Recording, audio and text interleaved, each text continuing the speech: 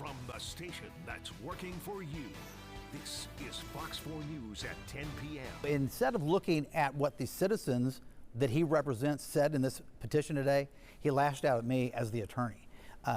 It's sad.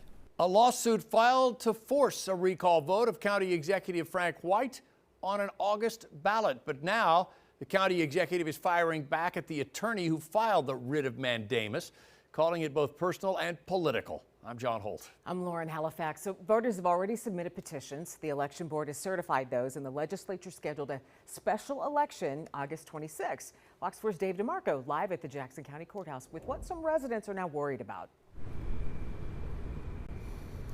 Well, the county councilor told our Jonathan Katz yesterday there is a possibility of a delay. There's also the possibility of a veto, but this lawsuit filed here today says there never should have been that possibility.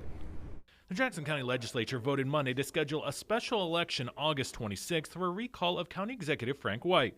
Today, legislator Sean Smith said the county councilor was, quote, spinning a narrative that an ordinance was required, when in fact he now says it's clear the petitions being certified were enough.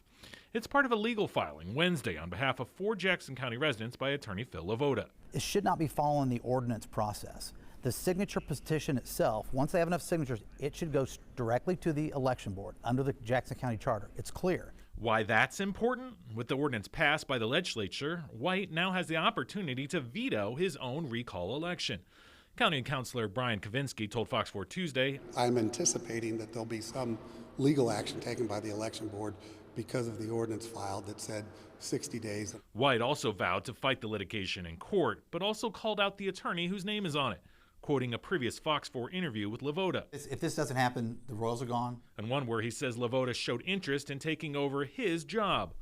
White wrote, if anyone still had doubts about what this recall is really about, they shouldn't anymore. This isn't about accountability, it's about ambition and influence. It's about clearing the path for a stadium deal that voters rejected and removing the one person who stood up and said it was a bad deal for taxpayers. And for him to say that I'm lobbying the legislature for the interim county executive position is just not true. Lavoda calls White desperate. I say it's laughable. I think we've got a guy that sees his house of cards falling down. Now, as we have done on numerous occasions, we did ask the county executive to speak to us about this today, but we didn't hear back.